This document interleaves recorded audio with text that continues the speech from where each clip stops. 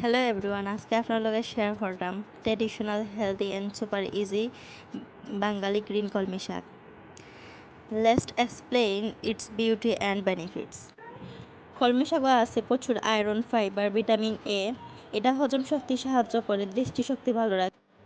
গ্রামগঞ্জে কিন্তু এই শাকটা প্রচুর পরিমাণে পাওয়া যায় এখনও, কিন্তু অনেকে এটা খাইতে চাই না। আসলে এটা আমরা শরীরের লাগে কতটুক বালা, এটা যদি সবাই জানতা তাহলে অবশ্যই খাইলানে।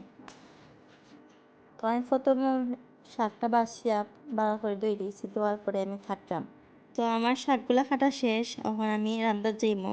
আপনারা দেখো আমি কিলাহান রাঁধছি।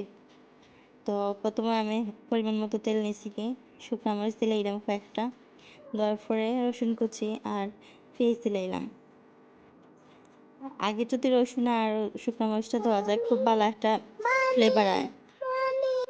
আমি ভিডিওতে অনেক সময় প্রায় বলতাম পারি না, আমার মেয়ে ওলাহান সবসময় মামি মামি হরে, তাই একলা একলা কথা হয়। এখন তাই কথা হওয়ার বয়স হয়েছে, তো তাই সবসময় কথা হয়। আপনারা হলতাও ফটরা, এটা ইগনোর করবা প্লিজ। তো আমি লাল মরিচ সবগুলা বাজি লইমো, বাজা শেষ হয়ে গেলে আমি শাকগুলা দিলেইমো। তো অপেক্ষা করলাম লাল হওয়া পর্যন্ত। এটা হালকা লাল হয়েছে, আর একটু লাল হইলে আমি একটু হলুদ দিলেইমো। হলুদ দিয়ে একটু লাড়ালাড়ি করার পরে দিলাম শাক। এই শাকটা আসলে অনেক মজা, আপনারা যারা খাইছেন না ট্রাই করবা।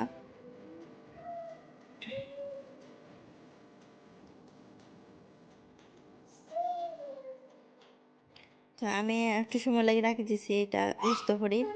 আমি লবণ দিছিলাম, বাট আপনারা দেখাইতাম মনে নাই, এটা দিচ্ছি না। এই পর্যায়ে পানিটা ছাড়ছে কতটুকু আপনারা দেখা, এখন হাফ হইছে। আপনারা অনেকে আর কি যারা ডায়াবেটিস তারা ওলাহান পানি পানি অবস্থায় খাইবা, তাহলে অনেকটা ভালো হইব। তো আমি শাক অবশ্য পানি পছন্দ হয় না, তার লাগি শাকর পানিটা নাইলেইরাম।